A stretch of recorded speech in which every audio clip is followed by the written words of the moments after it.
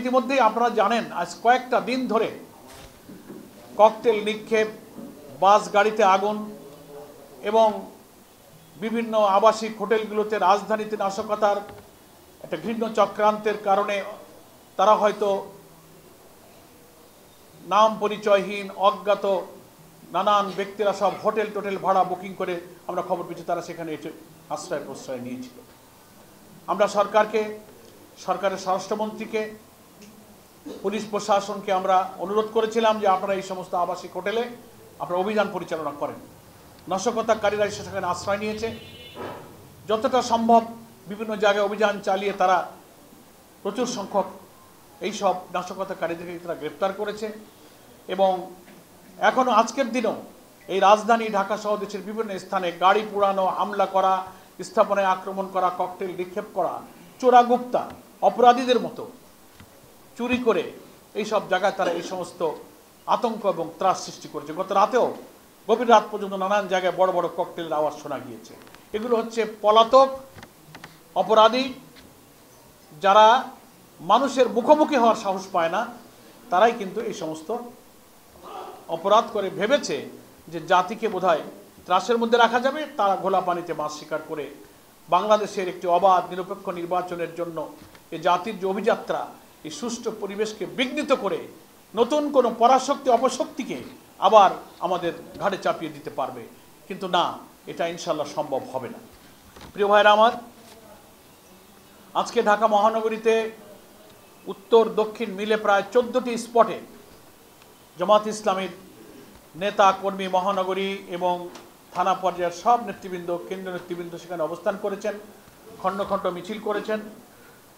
মহানগরীর Paltan, Gulistan, 0 point, press club, Baitul Mukarram উত্তর gate, science lab, Jatrabari চৌরাস্তা, ধানমন্ডি 32 নম্বরের সামনের রাস্তায়, ঢাকা মহানগরীর উত্তরের মিরপুর 10-11, আমিনবাজার, মগবাজার, রামপুরা, খিলক্ষেত, মহাখালী, মোহাম্মদপুর, উত্তরা, মালিবাগ, বাংলা মোটর সহ প্রায় 14টি গুরুত্বপূর্ণ স্পটে তো পরিকল্পিত অবস্থান আমাদের ছিল। আর বিভিন্নভাবে থানায় থানায় তৃণমূলে আমরা নির্দেশনা দিয়েছিলাম, তারা তাদের অবস্থান এবং অফিস কেন্দ্রিক সকাল থেকে বেরিয়ে তারা খণ্ড খণ্ড মিছিল এবং অবস্থান নিয়ে আমরা নাশকতাকারীদের বিরুদ্ধে অবস্থানের যে 8 দলের ঘোষিত যে কর্মসূচি সেটা তারা সফল করেছে।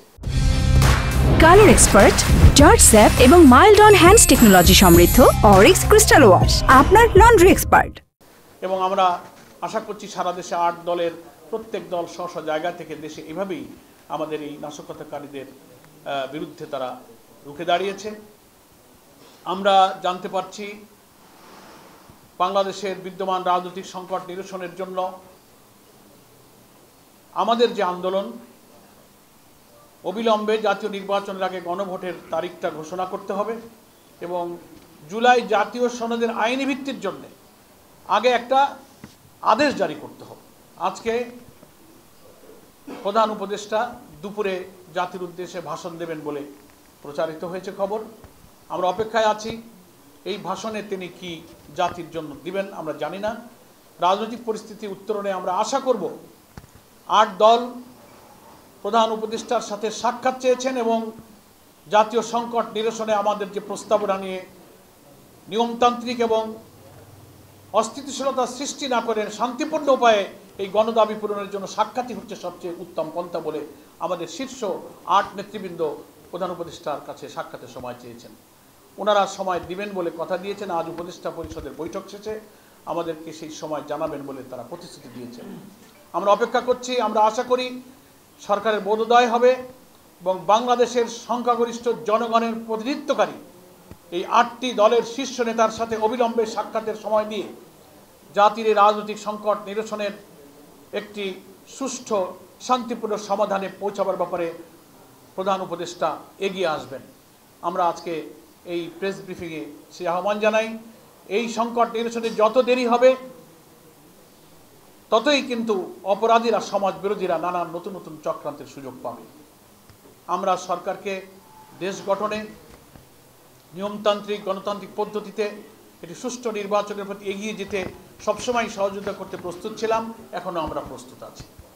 সাংবাদিক বন্ধুগণ, আপনাদের সকলকে আমরা আবারও ধন্যবাদ জানাই যে জাতির এই কঠিন কঠিন সময়ে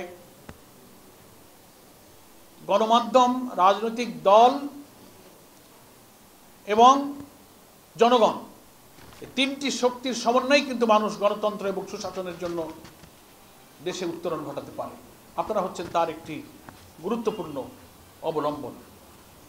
অতীতে বাংলাদেশের ইতিহাসে বিভিন্ন সংগ্রামে জনগণের ন্যায্য দাবি আদায়ের সংগ্রামে আপনারা যেমন ঝুঁকি নিয়ে পাশে থেকেছেন, আগামী সুষ্ঠু নির্বাচনের জন্য দেশপ্রেমিক রাজনৈতিক দলের এই আন্দোলনে আশা করি আপনারা আমাদের পাশে থাকবেন এবং জনগণের শান্তি নিরাপত্তার লক্ষ্যে নাশকতাকারীদের সকল চক্রান্তের তথ্য, সংবাদ, সত্য জিনিসগুলো জাতির সামনে পরিবেশন করে দেশপ্রেমিক নাগরিক হিসেবে আপনাদের এই ঐতিহাসিক অবদান আপনারা রেখে চলবেন।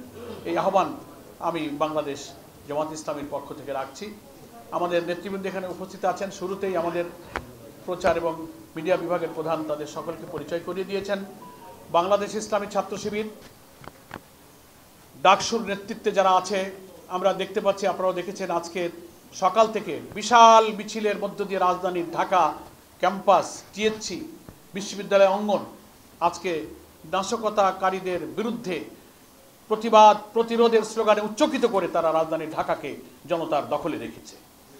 সেজন্য আমরা ছাত্র জনতাকে ধন্যবাদ জানাই, আপনাদের সকলকে আমি ধন্যবাদ জানাই। আপনাদের সঙ্গে সময়ে সময়ে আমাদের রাজনৈতিক পরিস্থিতি সর্বশেষ আমাদের মেসেজগুলো পৌঁছাবার জন্য যে কোনো সময় আপনাদের কাছে আমরা পৌঁছাবো। আপনারা খবর পেলে আশা করি আপনারা সহযোগিতা করবেন। একটা প্রশ্ন, আর কোনো জাতীয় একটা বিএনপি সহ